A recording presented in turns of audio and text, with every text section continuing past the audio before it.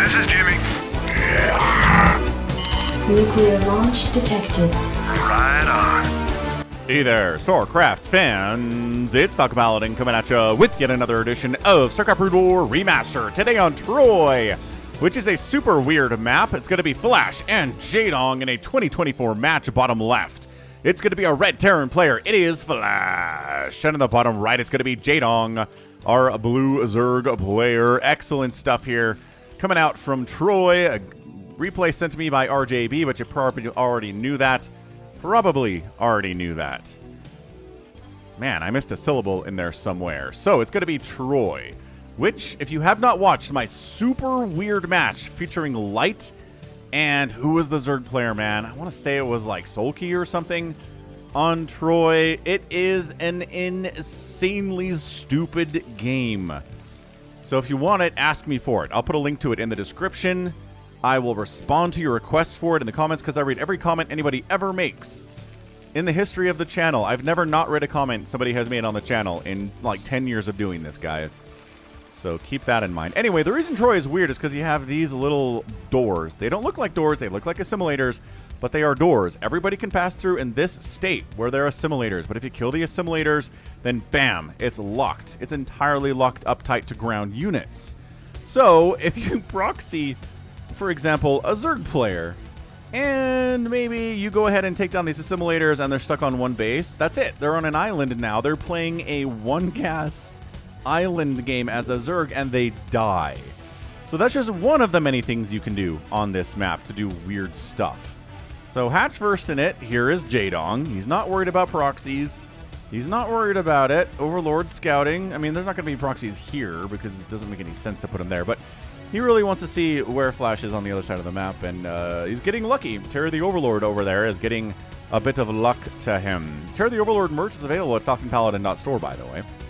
Steve the SCV merch there too. So Steve comes in, scouts the right direction. Both players getting lucky as to the directions they're scouting in because this is a 4-player map. So ye old Steve comes in and says, yes, very standard stuff here. Hatch gas pool from JAEDONG. I'm just making a racks back home, says Flash. No gas at all, so probably a second racks, or maybe just going to throw down and expand. There we go.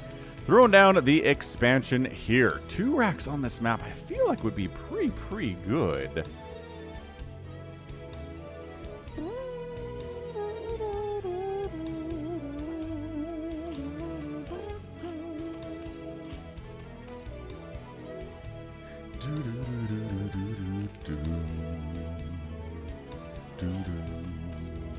Okay, so 100 gas goes to the lair. We're just doing a 2-base muta opening here. Nothing crazy at all. Here from JAEDONG. He's not flooding lings, the Overlord. I mean, the Zergling. I mean, the drone. Nope, my gosh. My brain doesn't want to say SCV today, so we're just going to go ahead and take a break, brain. Goodbye, brain. Yeah, the SCV is like, how many lings are you making? You just went for a lair, so this is not any kind of a ling flood at all. I don't have to build a bunker. Let's just get a second rack here. Let's get my second gas up. Everything is proceeding as per usual here.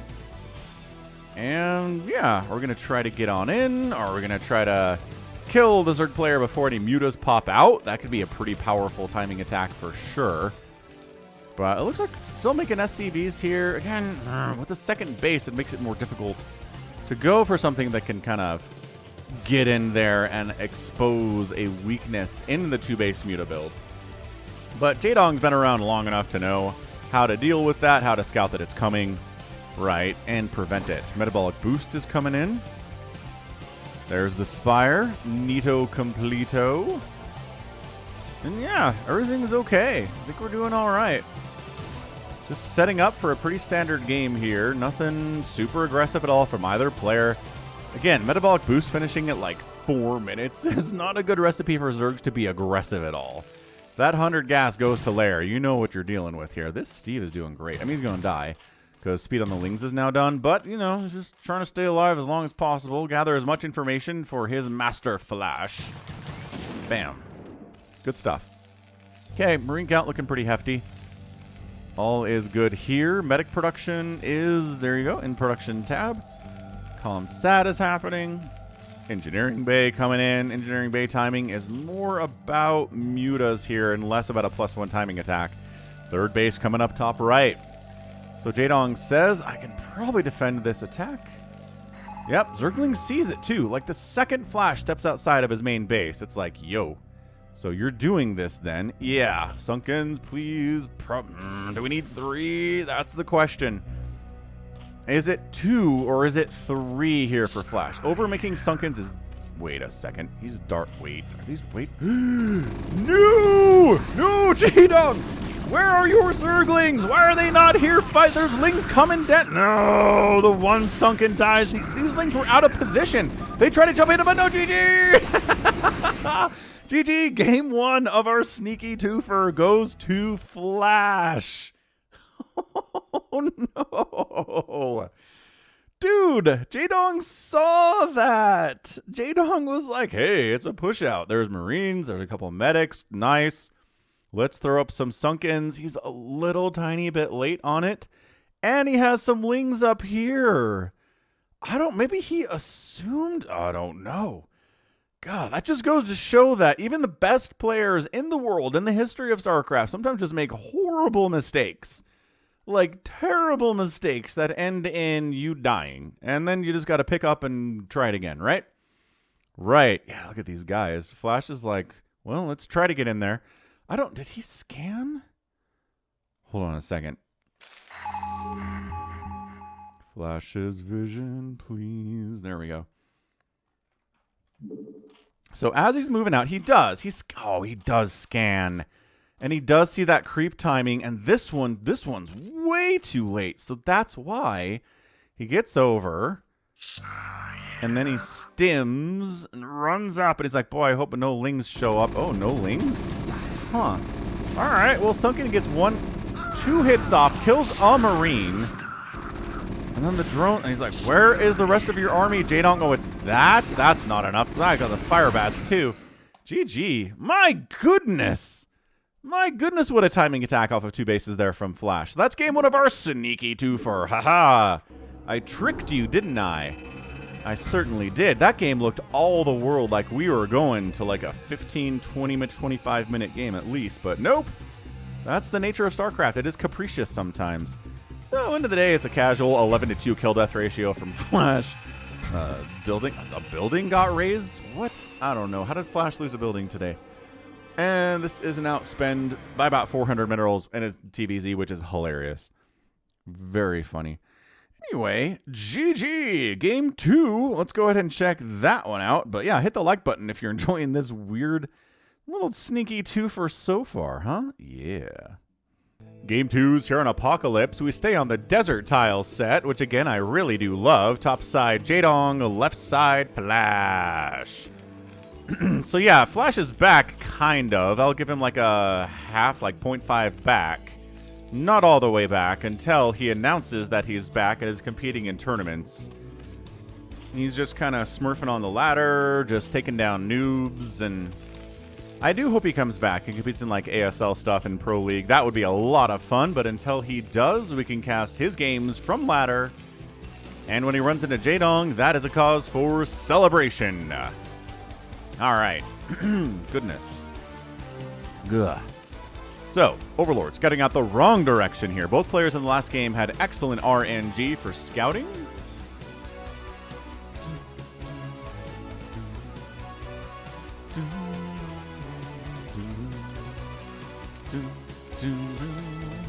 Let's see if our SCV scout goes the correct direction here. Because that would be nice. It'd be nice to scout your opponent when they didn't manage to scout you. Although on a 3-player map, there is a certain level of like, okay, so I scouted where my opponent is not, and therefore I know where he is, right? So at least you know where Flash is based on the Overlord seeing nothing, but it's way better to be able to scout and see what your opponent is doing, not just necessarily where they are. Knowing where they are early is really important if you're going for like a pool first play. But in this situation where it's a hatch first, no big deal. At this stage, he knows that Flash isn't here. Like at this point, probably 100% because there's just nothing in this choke whatsoever. So no big deal. No biggie whatsoever at all.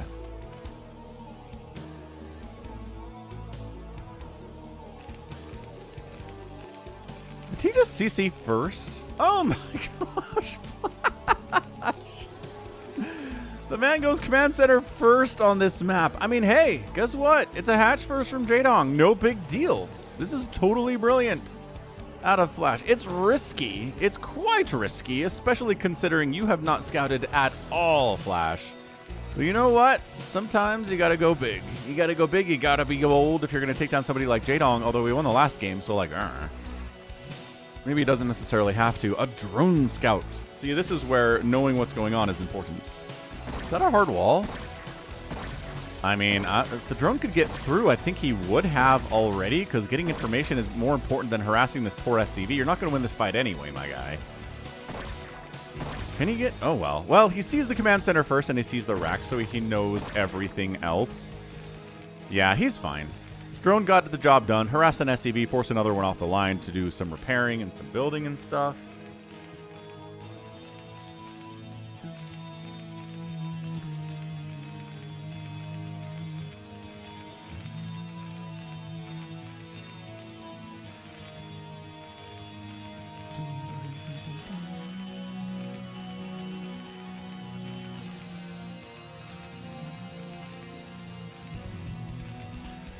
All right, JAEDONG, what are we doing? Well, guess what? First gas towards lair, second 100 gas, going towards metabolic boost. And everything's cool. I think we're doing all right over here. Ooh, pretty cool factory, though. That early gas was telling us it was going to be a fac. So this could be a straight-up mech game in game 2 of our sneaky twofer. Or is it a sneaky threefer? You don't know. You don't know unless you, I guess, you scrolled forward in the game and you're like, hey, I like the 20-minute mark on this video. It changes to another tile set. It's like, ah, yes, well. Yes, in that case, you have found me out. But don't do that. Don't spoil the surprise for yourself. That's no fun. Enjoy the surprise. Quelle surprise, as the French would say. Some Overlord poking around out here trying to see what's going on. Sees the second gas. Oh, he saw that second gas, didn't he? So second gas is second gas. Which, yeah, indicates mech. Boom. Third base coming up from JAEDONG. He's like, yeah, you got a second base, you got a second gas. So I'm going to take a third base, and we are, yeah, this is second fact, double armory. Where's our double armory play? It's cool, I'm totally blind. Oh, wait. That's a factory. That's a oh, here it is, down the left side. So yeah, just mech off of 2 bases.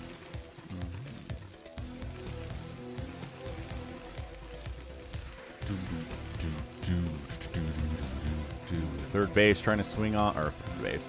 Ling's trying to swing on down to see what's going on over here.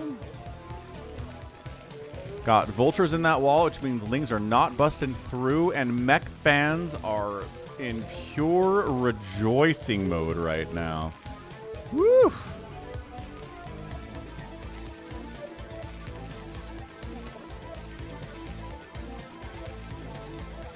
It is time for the mech, ladies and gentlemen. Man, Flash meching. Like, is there anything better for Terran fans in the entire world? Like, you guys, I see your comments. I know how much you love Flash. I know how much you love meching. And just those two things together, just woof. Wonderfully, wonderfully wonderful. So Mutas come in, get an immediate SCV kill. The anti-air against Mutas when you're meching is Goliaths. But Charon boosts, it's on its way. So the range of the Goliaths is not particularly great. Plus they're only doing half damage to the Mutas because, well, that's how the game was designed. Mutas are small. Goliaths don't do full damage to small things. They do full damage to big things, like battle cruisers and carriers. Mutas don't quite fit that definition. JAEDONG taking out a bunch of SCVs here. Okay. Trying to bust open the wall a little bit here, too. Oh my gosh. Mutaflock, how you doing, guys? I got to check in on you. Well, it's only 5 of you, but he is getting the +1 flyer, so more Mutas are on the way. We can see them in the production tab. Dude, this is so annoying. Charon boost finally finishes. We get the beautiful blue now. Now it's a lot easier to defend with the extra range. Range upgrades, man. Speed upgrades, range upgrades. All these things are so good. Okay, you guys need to regroup with your buddies, because I know you have buddies, because you're producing them. And again, more buddies are on the way, because the +1 flyer attack necessitates that you make more buddies. You never, in the history of Zerg, are going to go +1 flyer attack. Oh, don't fly in here. Don't fly in here. Okay. Without getting, you know, like 10 mutas, or 11 mutas, or something. Nice snipe on that Overlord. Nice lift to the barracks to get that vision, too. So Starport coming in. I don't know if we want to get some Irradiates in the house, go after these Immutos with the spellcasting, or just try to use the Goliaths for it. Either way. Either way, it's going to be a lot of Mutas. I mean, this is... Yep, there we go. There's the stack of 11. +1 flyer attack is not quite done yet, but we're going in a bit early. And, yeah, just volleying down these Goliaths. A couple Lings joined the party, too. That's fun. The front door is open because the barracks got lifted, not because the door was actually open here. So, yes, this is Muta versus Goliath. A tale as old as time, song as old as rhyme. Muta and the Goliath here. Muta's flock is doing okay for itself. There's another one down because I just lost my right click. I don't know. They're killing Goliaths, right? They're keeping the army value of Flash down quite a bit here. But at the end of the day, I think this is going all right for Flash. I'm going to consider this acceptable losses. These are +1 mutas. And he's getting a flyer. Dude, JAEDONG is just going all of the Mutalisks known to mankind. Finally, a Valkyrie gets fired up. That's what the Starport is also for. You already have an armory because you're meching, so you might as well do that. Oh, man. This investment into Mutas is looking worse right now. Once the Valkyries start popping out, like you have a couple of them, it seems to be only one ATM. Here's the one. I don't see a second one in the production tab, which I guess Flash is feeling pretty confident in the capabilities of a single Valkyrie. So third base is getting macro hatches at it. Hydra Den getting fired up here too. No need for static defense because these Mutas are really keeping the fight over on this side of the map. Dude, this is a full... Yeah, you're getting a flyer carapace upgrade? Yeah, absolutely make more Mutas. You gotta get some value from that upgrade, sir. It's like you never see, for example, a Terran player getting an engineering bay, get a +1 attack, and then go mech, right? It's like, but that doesn't make any sense. You gotta make a lot of Marines now. So that upgrade has some value. And especially if you go +1 attack and +1 armor, you got to make a lot of Marines, and that's exactly what's going on here from JAEDONG, is a lot of Mutas to take advantage of this Carapace upgrade. On the other side, Irradiate is getting researched by Flash. Finally, firing that guy up, and Hydras are being produced too. Vulture run by into the third base. Hey, remember when I was like, we don't need static defense at all? We're keeping all the fight on this side of the map. The Vultures are like, lol, Falcon, lol. And they just wiped out a ton of drones back here. Yo! Alright, we gotta check that out. We gotta see how many actually died. So please hold. JAEDONG was at 39 drones. Ooh, that's a good number too! And then the Vultures are like, boy, hope you don't have any Sunkens up here. You don't. Neat. So it was 39. And you can't even really run. They surround one of the Vultures and kill it. No, none of the Vultures get killed. Oh, 10, 11, 12. 12 drones died on that attack. There are no drones remaining at this third base at all. Absolutely gutting. Flash scans the natural base and says, hey, did you learn your lesson? Did you throw up any Sunkens at this base? And it's like, no. Now I can't afford drones to throw that up. Again, just the sheer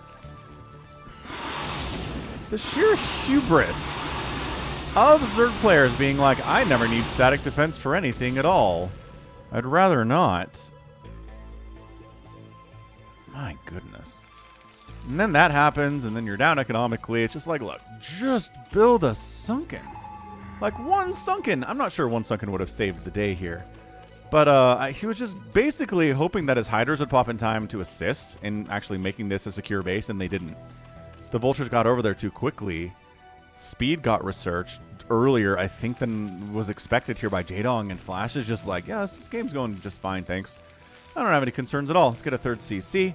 Let's get those upgrades going. +1/+1 is done for the mech. We got +2/+2, not far from completion either. Siege mode's getting researched. And yeah, these mutas, they fight well. They really do. Especially with that Carapace upgrade. Irradiate gets tossed in the pack. Immediate split from JAEDONG, though. And the Science Vessel gets wiped out. And a tank dies. Alright, JAEDONG is trying to even the odds here, even the score a little bit.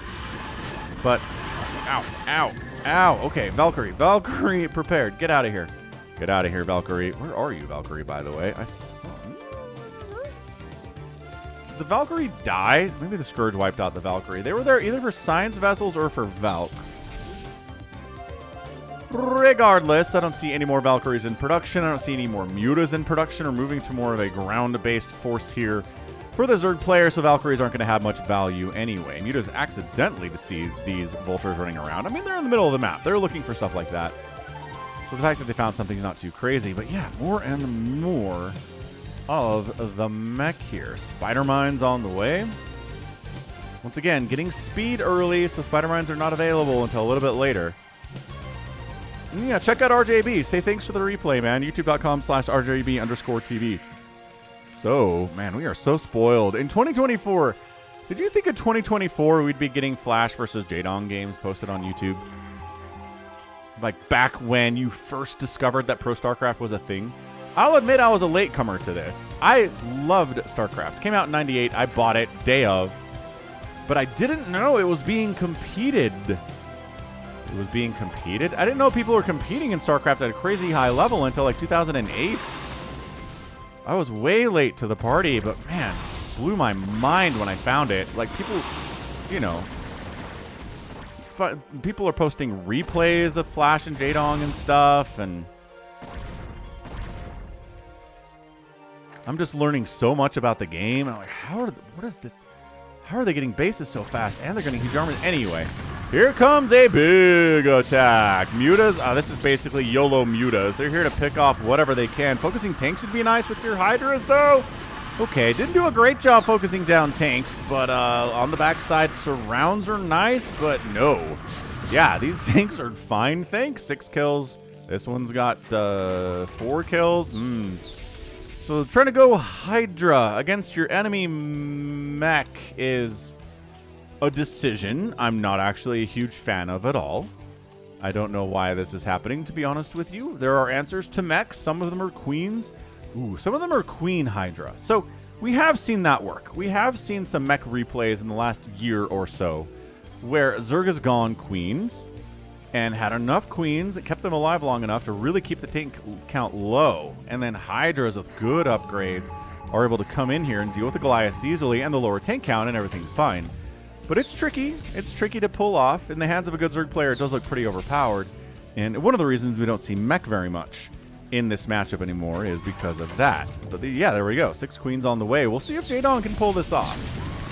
This Queen Hydra strat can be very, very good, but also can fall flat on its face if, for example, you fly your queens in, they all immediately die, maybe get a spawn broodling off, but they're dead. And it's just like, it's hard. It's hard with those trades, man.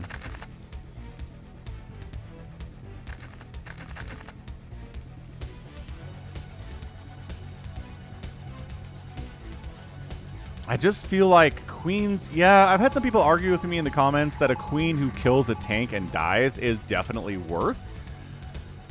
But I don't know. I just feel like the mech games that I watch, queens that get 2 or 3 kills before they die end up in games where the Zerg player won.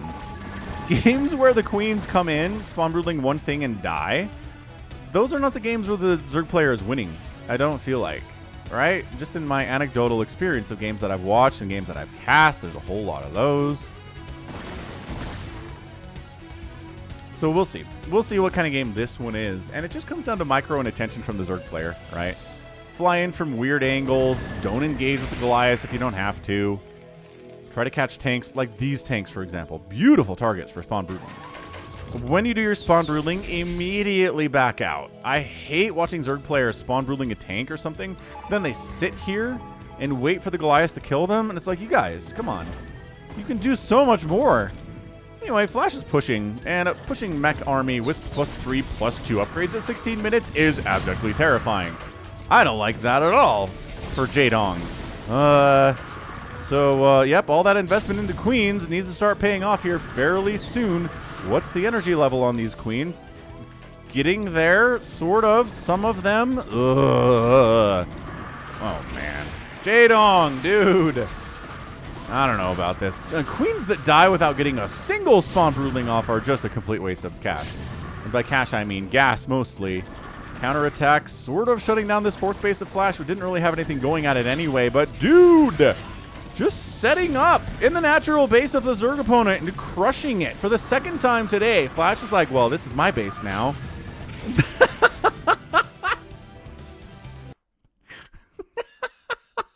That's it.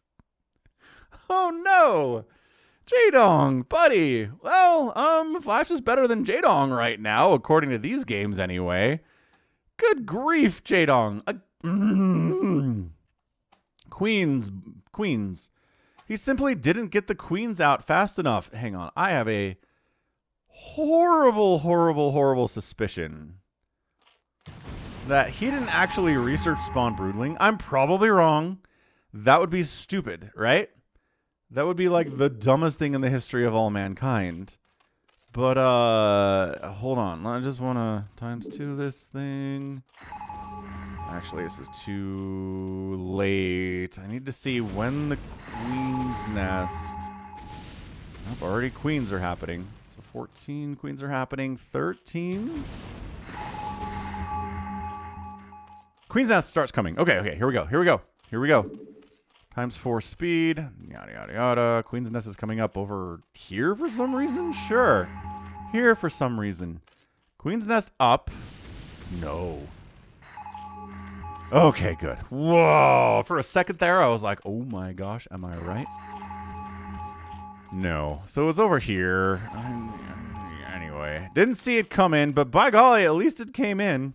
Now I'm going to see exactly how far away he was from having a spawn broodling available when he tapped out. Right? So there we go. It's 150. 113. 140. This is not looking good, is it? This is not looking good for having enough energy at all. Any of these have a higher energy counts? Ooh, 25? I think that's our highest one. Yeah. These are part of the earliest group. 130, 131, 1...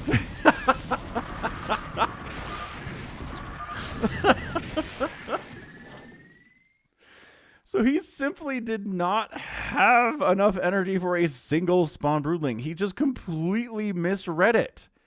He mistimed when he would need a spawn broodling, didn't have it, and that's it. StarCraft sometimes boils down to little tiny things, doesn't it? Like, I'm going to go queens against all this mech that I've known about the entire game. La la la la. All right, let's go ahead and fire up some queens. We'll have enough energy for spawn broodling when he finally pushes out. Oh crap, Flash is pushing out. Oh crap, he's moving faster than I thought he would. Oh crap, my 4 hydras weren't enough to stop this or slow this down. Huh. And then your queens are like, I got nothing for you, man. I can parasite something if you want. Brutal. Just an absolutely brutal 2 games there for JAEDONG. Like, just tragic games for JAEDONG. Flash fans rejoice, though. I'm not even sure if these numbers really matter. The mutas did okay for themselves. They did.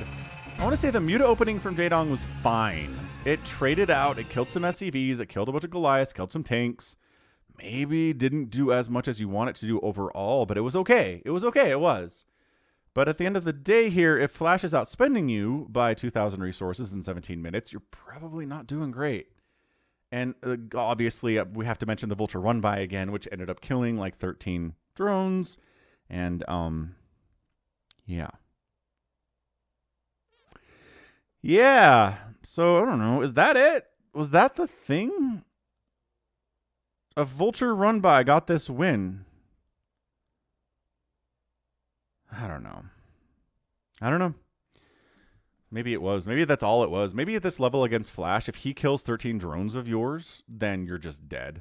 Like, there's just nothing you can do to come back from that position. Maybe that is. Anyway, good game, man. Flash is a monster. He is still a monster. He is just outclassing JAEDONG here in 2 games in a row today. I'd love for him to officially announce that he's back, but if he doesn't, you know what? We have these anyway. So that's going to be it for me today. This has been Falcon Paladin coming at ya with yet another edition of StarCraft Brood War Remastered, Flash versus JAEDONG. Go ahead, hit that like button, hit that subscribe if you like what you saw, what you heard today.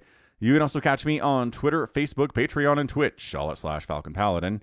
And until next time, as always, thank you so much for watching, and you take care of yourself.